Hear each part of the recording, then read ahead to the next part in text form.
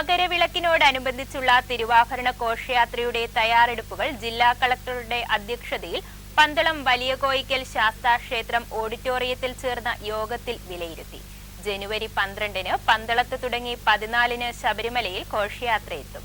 കടന്നുപോകുന്ന പാതയിൽ കുറ്റമറ്റ ക്രമീകരണങ്ങൾ ഒരുക്കും. മകരവിളക്കിനും വേണ്ട സൗകര്യങ്ങൾ ഉറപ്പാക്കും. അടൂർ ഡിവൈഎസ്പി ഘോഷയാത്രയുടെ ചുമതലകൾ നിർവഹിക്കും. തിരുവാഭരണം എടുക്കുന്ന സമയത്തും യാത്രാവേളയിലും പോലീസ് സുരക്ഷയുണ്ടാകും. പന്തളം തൂക്കുപാലത്തിൽ പ്രത്യേകം നിരീക്ഷണം ഏർപ്പെടുത്തും. പോലീസ് സ്റ്റേഷൻ അതിർത്തികളിൽ പ്രത്യേക സംഘങ്ങളെ വിന്യസിക്കും.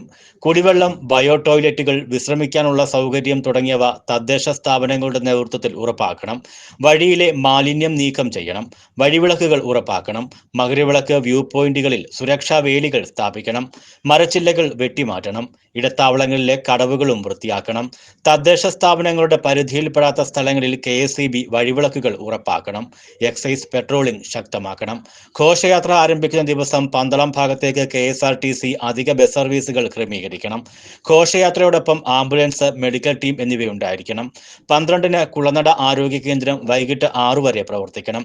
തിരുവാഭരണം കടന്നുപോകുന്ന ദിവസം ചെറുകോൾ, കാഞ്ഞേറ്റുകര, വടശ്ശേരിക്കര, റാന്നി, പെരുന്നാട് ആരോഗ്യ കേന്ദ്രങ്ങൾ 24 മണിക്കൂറും പ്രവർത്തിക്കണം. ഘോഷയാത്ര കടന്നുപോകുന്ന കാനനപാതകളിൽ വനം വകുപ്പിന്റെ നേതൃത്വത്തിൽ കാട് വെട്ടിത്തെളിച്ച് എലിഫന്റ് സ്ക്വാഡുകളെ നിയോഗിക്കണം. ഫയർഫോഴ്സിന്റെ സ്ക്വാഡ് സജ്ജമായിരിക്കണം. പൊതുമരാമത്ത് നിരത്തു വിഭാഗം പാതയിലെ അറ്റകുറ്റപ്പണികൾ അടിയന്തരമായി പൂർത്തിയാക്കണം. ജനുവരി 5-ന് മകരവിളക്ക് വ്യൂ പോയിന്റുകളിൽ ജില്ലാ ഭരണകൂടത്തിന്റെ നേതൃത്വത്തിൽ സംയുക്ത സുരക്ഷാ പരിശോധന നടത്തുമെന്നും കളക്ടർ അറിയിച്ചു. 5 മണി വരെയാണോ പറഞ്ഞിരിക്കുന്നത്?